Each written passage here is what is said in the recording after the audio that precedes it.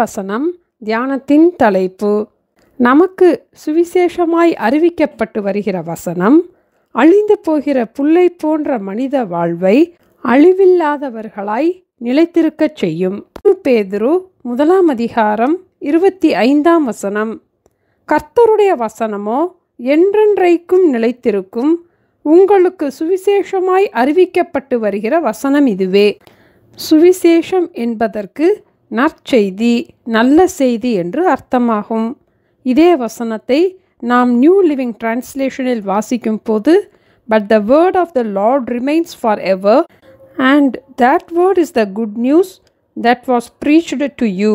நமக்கு அறிவிக்கப்படுகிற வேத வசனத்தை நற்செய்தி என்று சொல்வதற்கான காரணங்கள் என்ன என்பதை பற்றி முந்தின 2 வசனங்களிலிருந்து நாம் அறிந்து கொள்ளலாம்.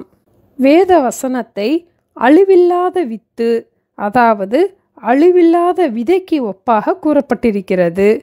தேவ வசனம் என்றென்றைக்கும் நிலைத்திருக்கிறதும் ஜீவனுள்ளதுமாய் இருக்கிறது.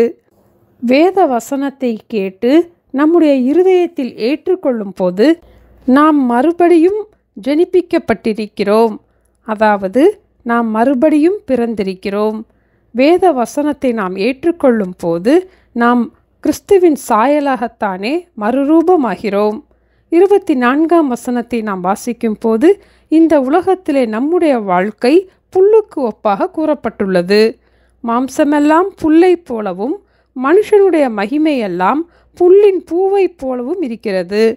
புல் உலர்ந்தது, அதன் பூவும் உதிர்ந்தது.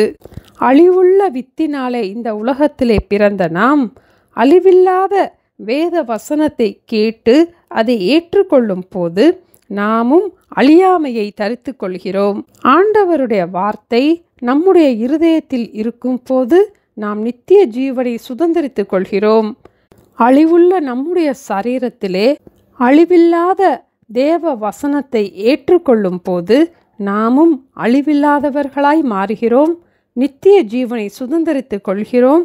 தேவனுடைய சாயலாகத்தானே ஒவ்வொரு நாளும் நாம் மகிமையின் மேல் மகிமையடைந்து மறுரூபமாகிறோம்.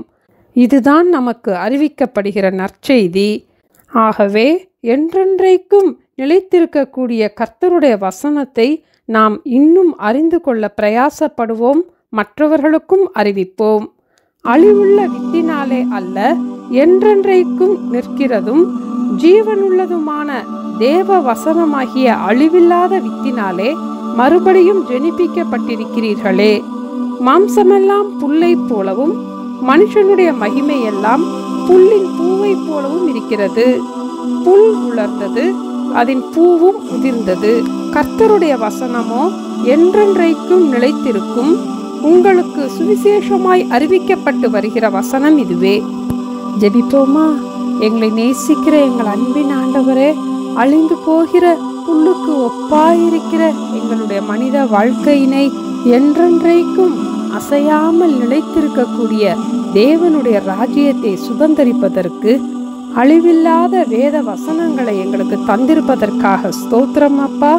எங்களுக்கு சுவிசேஷமாய் அறிவிக்கப்பட்ட இந்த வேத வசனங்களுக்காக ஸ்தோத்திரம் அப்பா.